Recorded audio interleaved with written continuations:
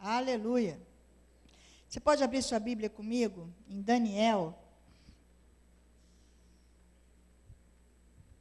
Eu vejo uma pequena nuvem do tamanho da mão de um homem, mas este é o Senhor. Daniel 1. No ano terceiro do reinado de Jeoaquim, rei de Judá, veio Nabucodonosor, rei da Babilônia, a Jerusalém e a sitiou. O Senhor lhe entregou nas mãos a Joaquim, rei de Judá, e alguns dos utensílios da casa de Deus. A este, levou-os para a terra de Sinar, para a casa de seu Deus, e o pôs na casa do tesouro de seus deuses. Disse o rei a Aspenaz, chefe dos seus eunucos, que trouxesse algum dos filhos de Israel, tanto da linhagem real como dos nobres, jovens sem nenhum defeito e de boa aparência, instruídos em toda a sabedoria, doutos em ciência, versados no conhecimento e que fossem competentes para assistirem no palácio do rei e lhes ensinasse a cultura e a língua dos caldeus. Determinou-lhe o rei a ração diária das finas iguarias da mesa real e do vinho que ele bebia, e que assim fossem mantidos por 3 anos, ao cabo dos quais assistiriam diante do rei. Ou seja, esses rapazes deveriam comer e beber da mesma comida que o rei bebia e comia. Entre eles se achavam, dos filhos de Judá, Daniel, Ananias, Misael e Azarias. O chefe dos eunucos lhes pôs outros nomes, a saber, Daniel, o de Beltesazar, a Ananias, o de Sadraque, a Misael, o de Mesaque, e a Azarias, o de Abednego.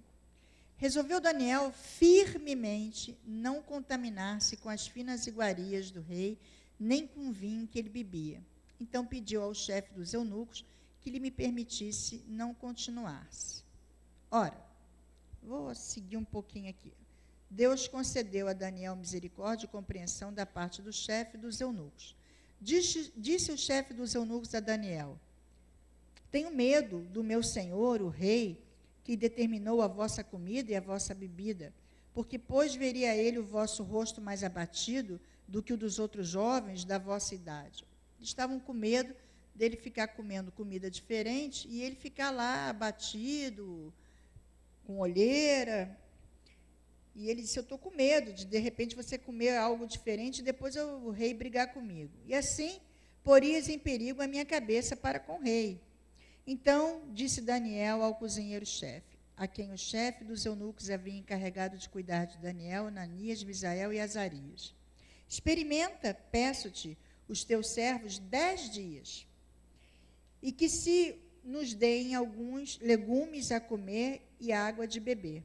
Então, se veja diante de ti a nossa aparência e a dos jovens que comem das finas iguarias do rei. E, segundo vires, age como os teus servos. Ele entendeu e o experimentou 10 dias. No fim dos 10 dias, a sua aparência era melhor. Estavam eles mais robustos do que todos os jovens que comiam das finas iguarias dos reis. Vamos lá para o 17, que diz assim: ora, a estes 4 jovens Deus deu o conhecimento e a inteligência e em toda cultura e sabedoria, mas a Daniel deu inteligência de todas as visões e sonhos. Por enquanto, até aí. Hoje eu quero falar um pouquinho a respeito de algo muito simples, mas que de vez em quando a gente precisa estar falando, porque de vez em quando eu tenho conversado com pessoas, ainda agora ali fora a gente estava conversando com algumas irmãs a respeito disso, e a gente percebe que pessoas põem a perder muitas coisas por causa de decisões mal tomadas. E aí, decisões que são fadadas ao fracasso. E muitas vezes, muitos de nós já fizemos essa pergunta: por que pessoas tomam decisões e depois não conseguem levá-las adiante. Quem aqui já passou por isso? Às vezes a gente toma uma decisão, né, naquele afã, e depois a gente não consegue levar adiante aquela decisão. Por que não colocamos em prática aquilo que nós pensávamos que tínhamos decidido? Optam, muitas vezes, no caso aqui, às vezes, da igreja, optam por servir a Deus e depois voltam a um estilo de vida medíocre, mesmo depois de conhecer a palavra, às vezes dá até raiva, porque a gente diz assim, mas meu Deus, essa pessoa está na igreja e ouve a palavra, e ouve louvor, e ouve conselho, e é oração, mas aí volta tudo de novo e volta a ser aquela pessoa medíocre. E o medíocre aí não é, eu não estou aqui com tom pejorativo, é medíocre porque bota fora algo que é tão precioso. São impactantes pela palavra, sim, a palavra, né, impacta, traz aquela mudança naquele momento de emoção aqui, tomam decisão de serem diferentes, e eu acredito até que muitas vezes, até de verdade, né, sincero ali naquele momento, tomam as decisões de serem diferentes, e quando aquele momento passa, tudo volta como antes. Para essas perguntas, eu poderia ter inúmeras respostas, mas eu selecionei algumas. E a primeira delas é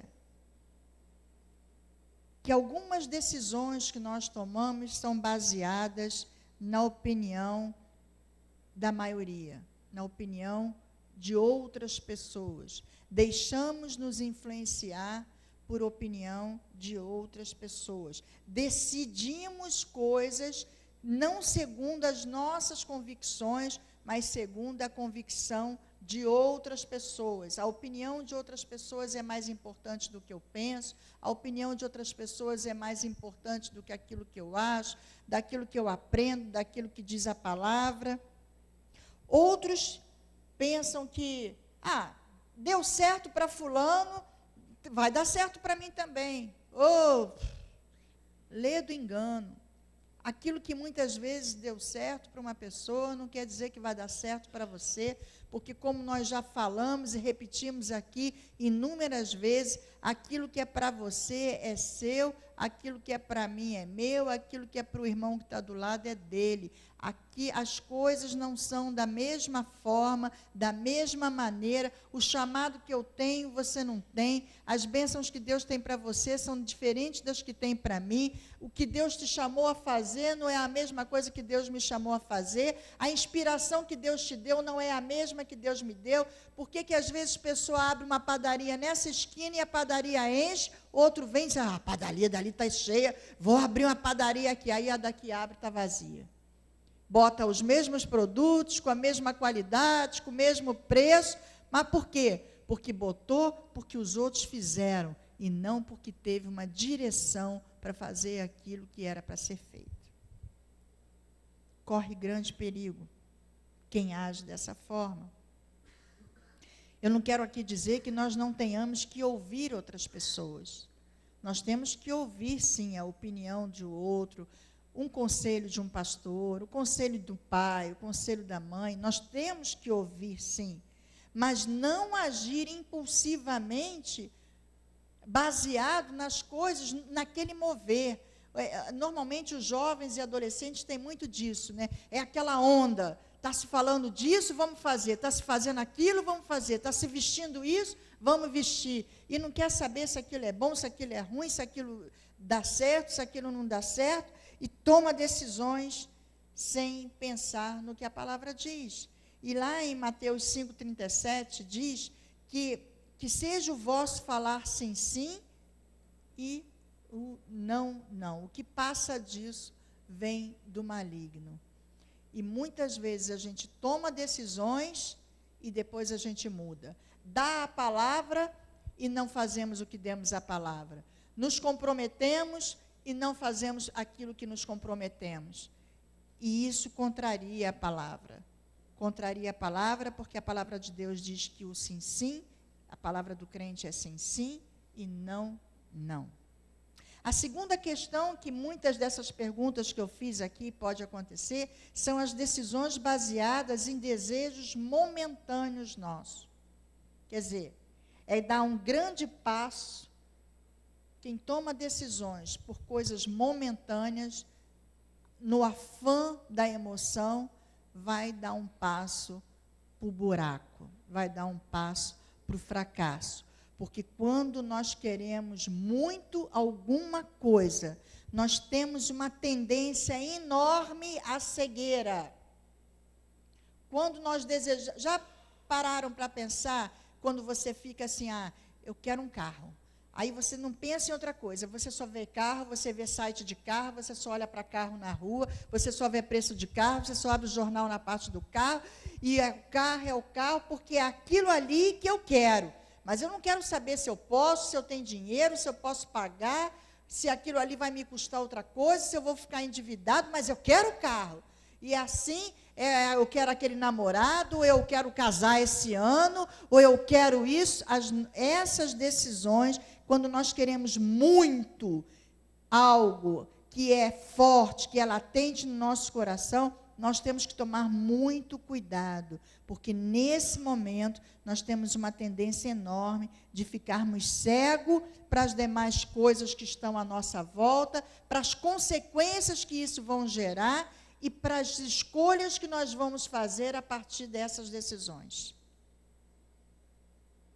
Nenhuma decisão tem que ser tomada por coisas do momento, debaixo de forte emoção, debaixo de uma ansiedade, debaixo de pressão, porque com certeza isso vai dar errado. É interessante que eu estava lendo um livro que fala a respeito da vontade, a nossa vontade, o nosso desejo, e diz assim: a vontade é um dos elementos da natureza humana mais terrível que existe, porque ela violenta a consciência e os sentimentos. Quando a gente quer alguma coisa, a gente quer porque quer, porque quer, porque quer, e a gente não tem consciência, não usa a razão, não busca conselho, não busca a palavra. Na verdade, a vontade, a nossa vontade, quando ela chega nesse patamar, ela é um impulso. A gente quer aquilo porque quer a forra e ferro. É um impulso que incita a gente a atingir aquele fim proposto, aquilo que nós desejamos, uma inspiração, um anseio, um desejo, um bem material, é um impulso. A nossa vontade é um impulso que nos impulsiona muitas vezes a tomarmos decisões erradas, nos momentos errados, de forma errada. E o ser humano, ele tem essa tendência de querer sempre fazer o que ele quer. E é aí que é aquilo que a gente estava falando no início do culto. Eu quero isso, eu tomo a decisão, eu faço isso, é a minha vontade, é o meu querer, aí depois dá uma zebra só, dá tudo errado, fracassa, se arrepende, muitas vezes não dá para voltar atrás, muitas vezes não dá para corrigir o estrago, e aí vai para os pés do Senhor para pedir socorro. Na hora de pedir conselho para Deus, de ouvir a voz de Deus, de se acalmar e não trazer, a palavra de Deus diz, não se turbe o vosso coração. Turbar o coração é deixar o coração agitado. Aí se deixa turbar o coração, toma as decisões imediatistas e depois bota tudo a perder e bota na conta de Deus. Amém? Vamos ler lá Gálatas 5, 16 e 17. Gálatas 5, 16 e 17.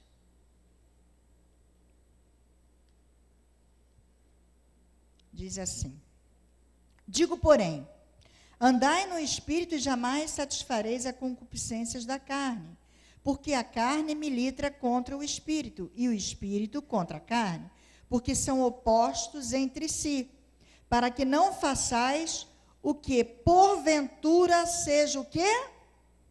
O que está escrito aí na sua Bíblia? Seja do vosso querer. Para que não façais o que porventura seja do vosso querer. O que tem que ser feito? Senhor, eu penso assim, eu tenho vontade de fazer isso, eu quero dessa forma, mas essa decisão minha está sendo tomada pelo Espírito? Está sendo tomada, inspirada por Deus? Ou está sendo a minha carne, a minha vontade, o meu querer, o meu desejar, o meu impulso de fazer o que eu quero porque eu quero? Decisões devem ser racionais e pautadas na palavra de Deus. Nós prestamos culto a Deus, culto racional. Nós não podemos servir a Deus na emoção. É por isso que eu fico assim, acompanhando a pessoa que vem, levanta a mão, aceita Jesus e chora. Ótimo, aquele momento é importante, é uma decisão, é uma primeira decisão, mas depois tem que ser acompanhado. Porque no momento da emoção, nós fazemos muitas coisas, boas e ruins. Então, depois a gente precisa de um acompanhamento. O terceiro aspecto para a resposta daquilo tudo que nós estamos falando, chama-se decisões baseadas em emoções e sentimentos passageiros. Nós tomamos decisões apenas com as nossas emoções. Nenhuma decisão deve ser tomada debaixo de emoção.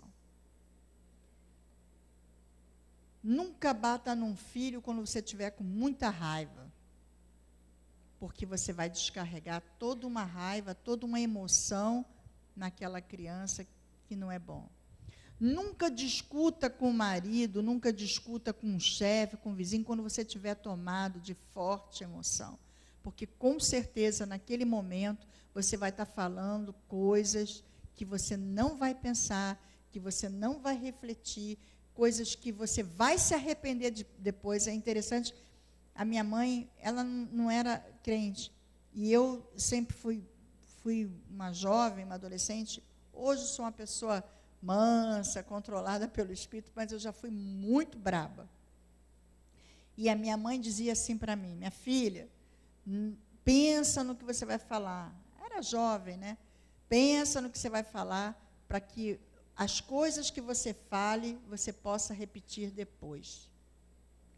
Tudo aquilo que nós falamos, nós precisamos falar com consciência, para que depois nós possamos repetir, sem medo, sem culpa, sem remorso,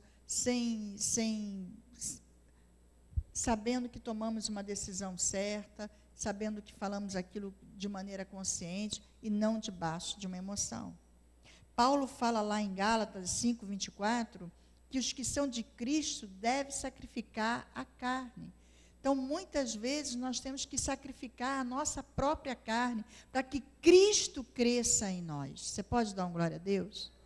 Muitas vezes nós temos que engolir os sapos, as tartarugas, os crocodilos, sei lá que bicho que você vai engolir, para que Cristo viva em nós, para que nós possamos estar sacrificando a nossa carne e que nós possamos estar fazendo a vontade. Crucificar a nossa carne significa: eu morro para a minha vontade, eu morro para o meu querer, eu morro para as minhas decisões, para que Cristo se exalte em mim, para que Cristo cresça em mim, para que a resposta venha do Senhor, para que as minhas atitudes venham do Senhor, para que as minhas falas sejam do Senhor, para que os meus gestos venham do Senhor, para que as minhas decisões partam do Senhor. Nossas emoções devem ser verificadas se são puras e legítimas, porque a palavra de Deus diz que enganoso é o coração do homem, corrupto. Muitas vezes a gente, porque eu estou sentindo no meu coração. Teu coração é enganoso. Nós começamos aqui o culto lendo o provérbio, que nós sonhamos, nós pensamos, mas a resposta certa vem do Senhor, vem do coração de Deus. Nosso coração é enganoso. Quem age por emoção não age com a razão e, consequentemente, muitas vezes é uma pessoa indecisa, porque quem age com emoção, hoje eu estou bem-humorado, aí eu tomo boas decisões, hoje eu estou mal-humorado, aí eu arrebento com todo mundo, aí um dia eu estou lá em cima, outro dia eu estou lá embaixo, é como a onda do mar.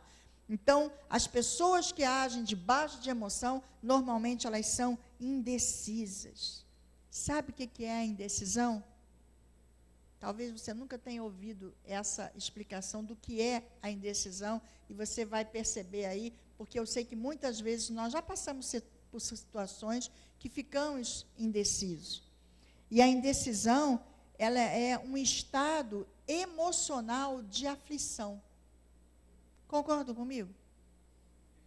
Quando você fica indeciso, você não fica aflito? Eu compro isso ou eu não compro aquilo? Eu pago isso ou eu pago aquilo? Eu faço isso ou não faço aquilo? Eu conto aquilo ou não conto aquilo? Eu tomo essa decisão ou eu não tomo essa decisão? E aquilo vai dando uma angústia, vai dando uma aflição, vai dando um desespero, porque você sabe que precisa tomar uma decisão e não consegue. E é aí que muitas vezes a gente se perde. Em Tiago 1:8, fala a respeito, tem um alerta lá. Vamos ler lá rapidinho. Tiago 1:8. Diz assim: o homem de ânimo dobre, sabe o que é ânimo dobre? Duplo. Ora pensa uma coisa, ora pensa noutra, ora fala uma coisa, ora fala outra, ora está rindo, ora está brigando. Aquela pessoa inconstante. O homem de ânimo dobre, inconstante em todos os seus caminhos. É assim que uma pessoa age quando ela age debaixo de emoção. A quarta resposta é quando você, isso aqui é sério, quando você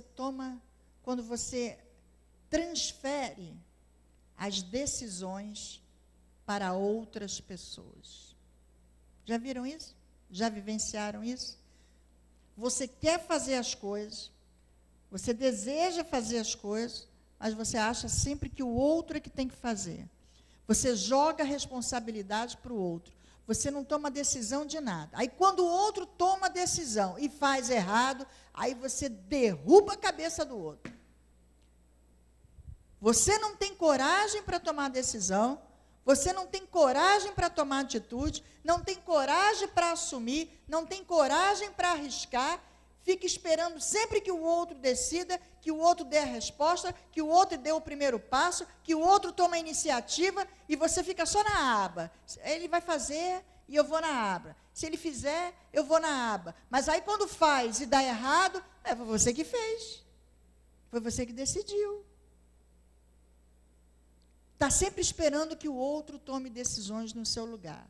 Opa, opa, opa. Ado, cada um no seu quadrado. Tem decisões que é você que tem que tomar. Não é o outro. Você é um ser individual. Você é um ser único. Você tem comunhão com Deus. A quem você precisa consultar, você vai ali conversar com o seu marido, vai conversar com o seu pastor, vai conversar com a sua esposa, consultar a Deus, mas a decisão é sua. É pessoal. É individual. E essas pessoas acabam fazendo, sabe o quê? Acha que Deus também é obrigado a fazer. Não, eu vou ficar aqui, eu preciso de emprego, mas eu vou ficar aqui porque Deus está agindo. Deus vai mandar. Eu estou orando, Deus vai dar. Mas não toma uma decisão. Não bota o pé na rua, não liga para ninguém, não pede emprego para ninguém, não manda um currículo, não vai pegar um sol no meio da rua e correr atrás do emprego, e não investe, e não começa daqui, não cutuca dali. Eu estou em casa, Deus vai fazer. Deus não vai fazer, Deus não vai mover uma palha em relação a você das coisas que não competem a Ele, mas competem a você. As coisas que competem a você, é você e eu que temos que fazer. Deus não vai fazer. O mar se abriu, que beleza, que milagre maravilhoso, mas não foi Deus que foi lá e disse assim, ô mar, se abre, vai, porque o povo vai passar. Foi Moisés que foi lá. Ah, eu quero ser curado. Ah, é mesmo? Quer ser curado? Por que você quer ser curado? Não, porque eu já estou aqui, o miserável estava lá 30 e poucos anos. Vai dizer que Jesus não sabia que aquele miserável queria ser curado? O que queres que eu te faça? Parece pergunta de idiota, né? O que queres que eu te faça? Ah, você quer ser curado. A decisão, a tomada de decisão, o primeiro passo, a vontade bem aplicada é sua. Sabe qual é um grande erro, inclusive, às vezes até dos pais? Tomar decisão pelos filhos. Botar nas nossas costinhas coisas que, responsabilidade, nós tomamos decisão pelos nossos filhos quando eles são pequenininhos, porque eles ainda não têm essa consciência, não têm essa razão formada, não têm condições ainda de tomar certas decisões. Mas, assim mesmo, algumas decisões a gente tem que dar poder àquela criança, porque senão vira um marmanjão de 30, 40 anos, que não sabe preencher um cheque, que não sabe ir num banco, que não sabe pegar um ônibus, que não sabe fazer uma comida. Hoje quem fez o almoço na minha casa foi minha filha de 13 anos. Desde os 10 que ela cozinha, porque eu precisava deixar ela sozinha, e ela teve que aprender a se virar. Porque eu posso estar viva hoje, e amanhã eu posso não estar, e ela não vai mais morrer de fome. Então, algumas decisões a gente toma, a gente ajuda, a gente orienta, mas nós não podemos tomar decisões pelos filhos. Muitos pais, às vezes, querem se ver, se projetar nos filhos. Ah, eu queria tanto ser médico, mas eu não consegui, mas o meu filho vai ser. Aí enfia medicina goela dentro, mas o cara tem um chamado para ser engenheiro. Mas ele vai ter que ser médico, porque eu queria ser médico, e eu não pude ser médico, então ele vai ser médico. E toma uma decisão. Aí acontecem esses atropelos que a gente vê aí. Não tem amor à profissão, sai matando gente, sai fazendo coisas erradas, não consegue aprender nada, mata as pessoas com remédio. Por quê? Porque ele foi chamado para construir prédio, e não dar injeção e construir gente. Então, nós temos que tomar cuidado. Muitas vezes eu passo por grossa, porque eu, às vezes, num aconselhamento, eu digo, eu não faço mais nada por você, porque a decisão agora é sua. Porque eu aconselho, eu dou o caminho das pedras segundo a palavra, minhas orientações são sempre segundo a palavra, não debaixo do que eu penso, não debaixo do que eu acho, não debaixo de achismo, mas segundo a palavra. Aí você ensina, você explica, você fala, mas a pessoa diz assim, mas eu quero é isso aqui. Mas eu vou fazer do meu jeito. Então, se lasque. Por quê? A gente tem que assumir o ônus da nossa responsabilidade. Aquilo que a gente decidir, nós vamos ter que arcar com as consequências. E muitas vezes nós decidimos errado. Decidimos por conta da emoção, decidimos pela cabeça do outro, influenciado por pessoas que não deveriam nos influenciar. Nós é que estamos aqui para influenciar os outros, e não os outros nos influenciar. Amém? Como é que eu posso tomar uma decisão? Passo a passo. Primeiro, tenha a percepção da situação. Perceba o que está acontecendo. Não faz vista grossa.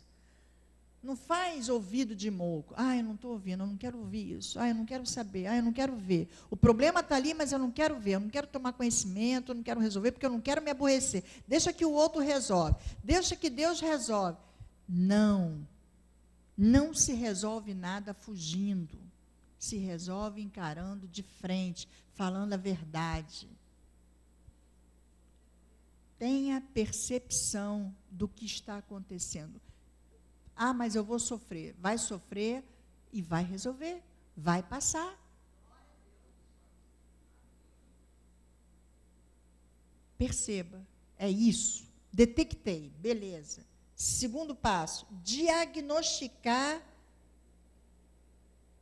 É o diagnóstico e a definição do problema. Bom, o problema está aqui, está acontecendo isso. Agora eu vou diagnosticar. O que isso está causando? Por que isso está acontecendo? E aí eu vou avaliar. Tem situações, irmãos, que eu vou dizer para vocês, que eu resolvo escrevendo. Eu pego um papel, pego uma caneta e faço quase que como uma equação. Porque às vezes a situação é complicada, que você precisa realmente analisar, refletir, pensar. Então, eu percebo a situação, faço o diagnóstico da onde é a origem daquilo, por que aquilo está acontecendo, por que está... Toda ação tem uma reação. Aí, no terceiro passo, eu vou fazer o quê? Eu vou definir os objetivos. Bom, espera aí. Isso pode continuar assim, isso não pode, isso tem que fazer assim, isso não... Eu vou definir qual é o objetivo que eu quero. Se eu detectei, se aquilo está me incomodando, se aquilo ali está causando um problema, eu tenho que definir. É nesse momento que muitas pessoas saem fora, porque parte para a hora que tem que definir alguma coisa. Aí não quer definir, quer correr. Não dá para ser. Tem que definir quais são os objetivos daquilo ali. Parto para o quarto passo. Qual é o quarto passo? Quais são as alternativas que eu tenho para resolver este problema? Eu tenho esta alternativa, tenho esta.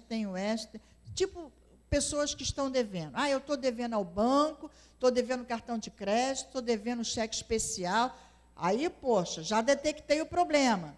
Diagnostiquei que eu não posso ficar assim, porque eu vou para o buraco, vou me endividar mais ainda. Aí passo por terceiro objetivo. Qual é o objetivo? Não quero mais ficar assim.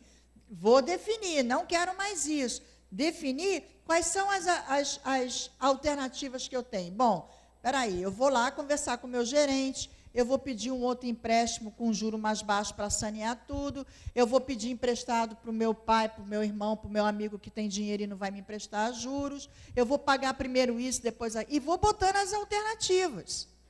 E aí, depois, então, eu faço o quinto passo, que eu faço uma avaliação e uma comparação dessas alternativas para que eu possa estar tomando a minha decisão e aí, então, implementando a alternativa escolhida. É dessa forma que se resolve um problema. É dessa forma que se sai de cima do muro. E não debaixo de emoção. E não assim, eu estou devendo, então vou acabar de gastar de vez, vou meter pau no resto do cartão de crédito. Eu estou devendo, então eu vou fazer outro empréstimo e vou continuar gastando e não saldo aquele que eu estou devendo. E assim vai se encalacrando. Isso vale para a área das emoções, isso vale para a área dos relacionamentos, isso vale para o casamento, isso vale para a relação de pais e filhos, isso vale para a vida espiritual. Nada está dando certo mesmo, então sabe o que mais? Eu vou largar tudo, vou deixar Deus para lá e vou me... É assim que as pessoas tomam as decisões. E não é dessa forma. Homem de espírito dobre. Ora pensa uma coisa, ora pensa outra. Daniel, que nós começamos a ler aqui, por que eu li Daniel? Porque Daniel tomou uma decisão. Ele resolveu fazer as coisas de forma que ele ficasse separado para Deus. Ele tinha medo de se envolver com as bebidas, com as comidas e se encantar com aquelas iguarias do rei, pelas facilidades, porque ele era um homem sábio, porque ele era um homem inteligente, e ele, não quero me encantar com isso, então eu quero ficar no meu legumes e na minha água, porque dessa forma eu estou sacrificando a minha carne, e eu estou ficando perto de Deus, e eu estou fazendo a vontade de Deus. Ele tomou uma decisão firme. Se você ler lá, o texto fala, firmemente tomou uma decisão. Firmemente, ele foi firme, ele disse, é isso que eu quero. Pode me apresentar aí o camarão, a lagosta, o melhor vinho, que eu não quero. Eu quero minha água, meus legumes, porque é isso que vai me fazer ficar mais perto de Deus. Eu não quero essas iguarias, porque pode me crescer os olhos, me crescer a vaidade, me crescer a luxúria, e eu vou me afastar de Deus. Ele tomou uma decisão. Esther tomou uma decisão, quando ela foi procurar o rei, onde naquela época ninguém poderia procurar o rei, botou o povo dela, botou os escravos, jejum e oração, 3 dias, e foi lá e buscou o rei, e salvou o seu povo, e salvou a sua própria pele. Ela tomou uma decisão onde nenhuma mulher teria tido coragem para fazer isso naquela época, porque ninguém poderia procurar o rei sem que o rei o chamasse. E ela vai ao encontro do rei e pede uma audiência, o rei recebe e o rei atende e livra o povo dela. Mas ela não tomou uma atitude no oba-oba. Vou lá, vou falar com o rei, eu sou rainha, eu sou bonita, e ele vai se encantar. Não. Ela orou, ela juntou o povo, ela fez jejum 3 dias, e ela foi na força do Senhor. Para tomar uma decisão, pense, analise e haja.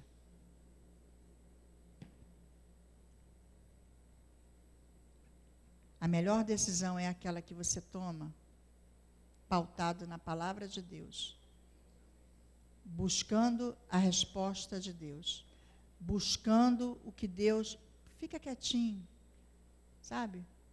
Às vezes a gente vive num barulho muito grande do mundo, fica quietinho, ouve o que Deus está falando, sai do meio do agito e o que Deus tem para falar. Grandes decisões precisam de grandes orações. Porque a gente toma uma decisão errada e, às vezes, não dá para voltar atrás. Decisões erradas, às vezes, nos derruba e derruba todo mundo que está ao nosso derredor. Porque, muitas vezes, coisas que nós fazemos envolvem nossa família, envolvem nossa igreja, envolvem nossos parentes e, às vezes, derruba todo mundo. Que nós possamos, através dessa simples mensagem, refletir, pensar um pouco, e fazer aquilo que nós temos que fazer. Não esperar que Deus faça, não esperar o que o outro faça. O que você tem que fazer é você que tem que fazer. Busque a direção de Deus e tome a decisão certa, em nome de Jesus. Vamos ficar de pé, e se você precisa receber essa oração, coloque a mão no seu coração. Se você tem essa dificuldade de tomar decisão, ou se você precisa tomar uma decisão e não sabe como, que você possa estar orando ao Senhor, faça um pacto com o Senhor, faça um voto ao Senhor. Senhor, eu preciso tomar uma decisão, eu preciso resolver essa situação na minha vida, e eu preciso ouvir a tua voz.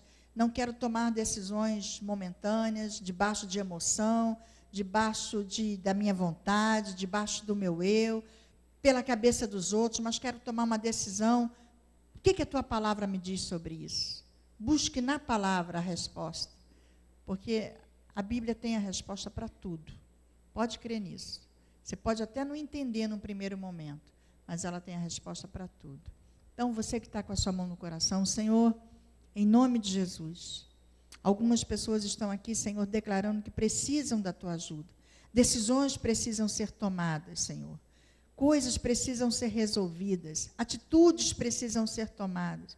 Mas, Pai, em nome de Jesus, faça com que essas pessoas possam ouvir a tua voz e que essas decisões sejam tomadas, Senhor, segundo a tua vontade, segundo o teu querer. Que eles sejam firmes como Daniel, Senhor, que eles sejam firmes como Esther, e que não sejam como a onda do mar, que ora fazem uma coisa, ora fazem outra, Senhor, que não sejam homens dobres, Senhor, mas que sejam homens da palavra, do sim, sim e do não, não, Senhor. Ó Pai, que em nome de Jesus nós possamos ouvir a tua voz, e que eles sintam, Senhor, a voz do teu Santo Espírito, ó Deus, falando, Senhor, qual a direção certa. Os homens fazem planos, Pai, mas a resposta certa vem de ti, Senhor, e é esta resposta que nós invocamos, Senhor, que a resposta certa nesta noite venha de ti, em nome de Jesus, que nós possamos ter a paz que excede todo entendimento, Senhor, porque quando a resposta vem de ti, nós temos paz, nós temos tranquilidade, nós temos serenidade no coração.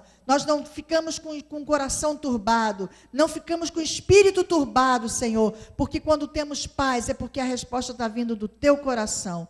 Nós oramos dessa forma, crendo, Senhor, que tu és soberano, que tu és maravilhoso, que tu és o Deus, Senhor, que entra com provisão, que tu és um Deus, Senhor, firme, que tu és um Deus reto, Pai, que tu és um Deus justo.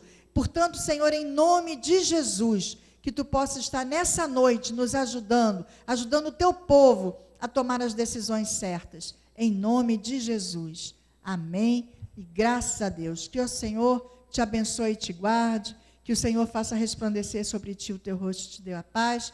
Que o amor de Deus e as consolações do Espírito Santo estejam com vós. Eu vos abençoo no nome do Pai, do Filho e do Espírito Santo. Vamos em paz, que o Senhor nos acompanhe. Amém.